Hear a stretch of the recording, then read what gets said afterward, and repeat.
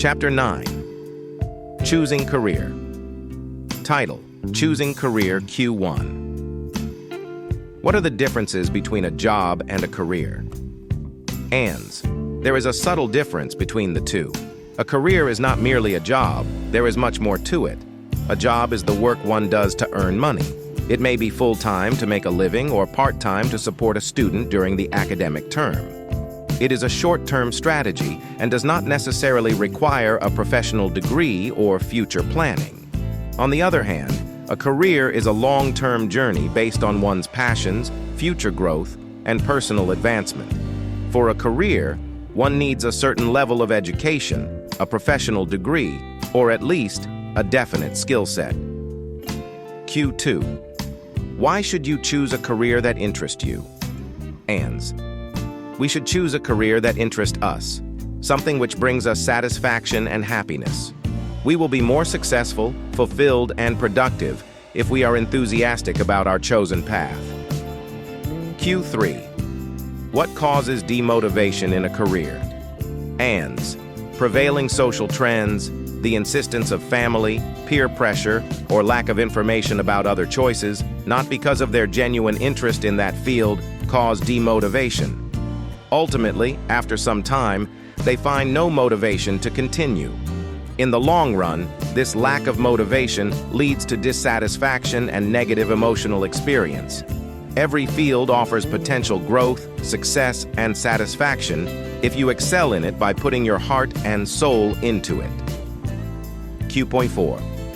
What are the examples of personal values given in the text? Ands.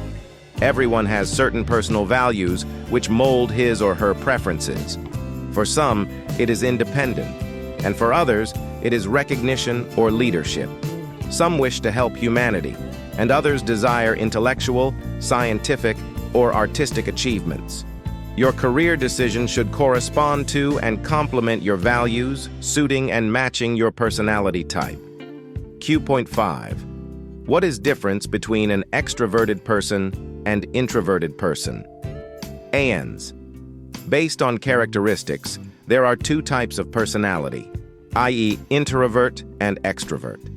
When a person is reserved and does not open up easily, he or she is said to be an introvert.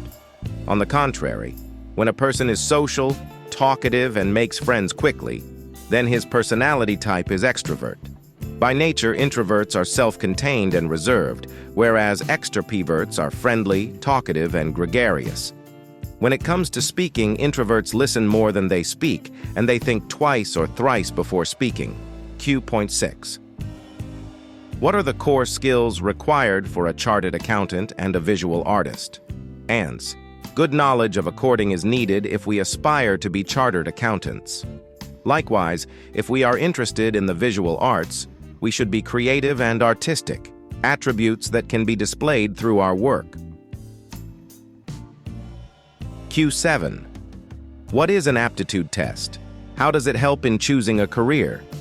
Ands.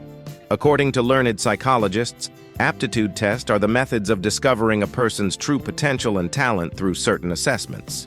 These are crucial as they evaluate an individual's strengths and weaknesses using language, numerical, and abstract reasoning assessments. An aptitude test can help students better understand their areas of interest and capabilities. It informs students on which job route is most suited to their skill sets. Aptitude tests are intended to assess an individual's talent or capacity to excel in a specific niche field. Q8. Why is it necessary to consult a veteran of the field before choosing a career? Ands.